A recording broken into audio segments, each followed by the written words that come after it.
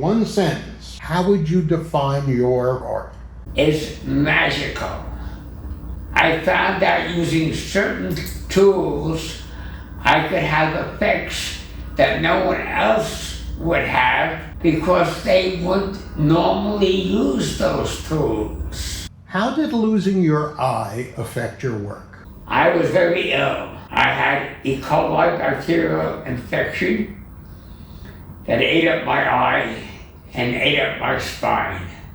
When I lost my eye, for some reason, it gave me the inspiration to make faces. If I used it a certain way and I put eyes on the design and a mouth, I could make it into a face. Something just told me, now that I lost my eye, I should make faces. I have no reason why that was the idea that was put in my mind when I lost my eye. That's why I call my pictures magical, because I feel in some way I'm being shown how to make my pictures and what type of pictures I should make.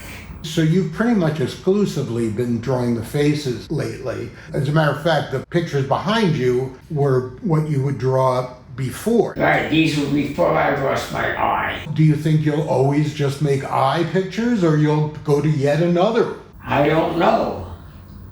I'm continuing to do pictures right now. My inspiration is doing faces. And I'm doing a lot of pictures with faces, very, very strange looking and very, very different. When people see my faces, they immediately know that's a picture done by Earl Einhorn.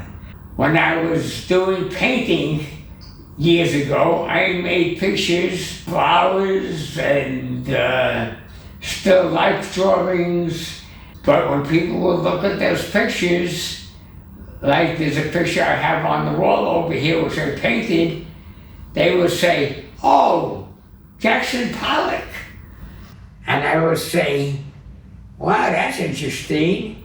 When people look at my art without me signing it, they know it's Earl Einhorn. Some people describe your work as trippy, and they wonder what inspires your work. Do you work in altered states, get high, or what inspires all these things? Well, what inspires them is the work themselves. The idea that I have so many colors and I can manipulate colors that people don't usually use to make pictures that are so different than other people's pictures. What inspires me is my own imagination, to be truthful, to make work that's not the same as others. Some people call them trippy, but it's not because I'm tripping, it's because I'm using my imagination to be different. So you don't use drugs to do your drawing? No. When I was younger, I smoked marijuana. I don't use any drugs to create my work. I don't use LSD, DMT, ABC, whatever the name is.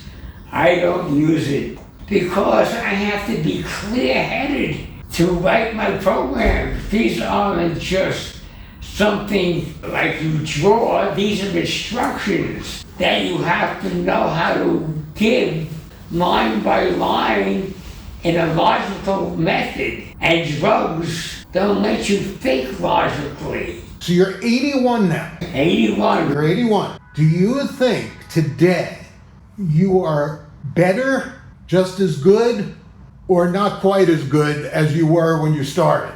Better and better and better. I'm learning more and more and more.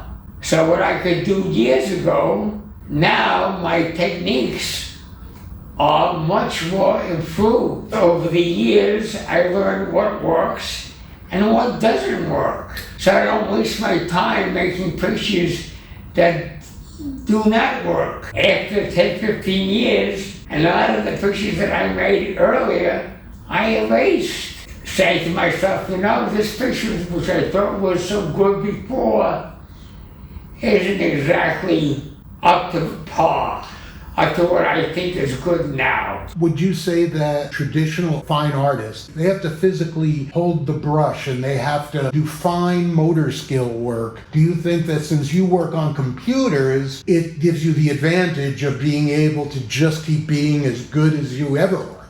Yes, I do have the advantage over someone that does painting. I do have to make it clear that painting is one thing and digital art is another. They're two different ways of making art.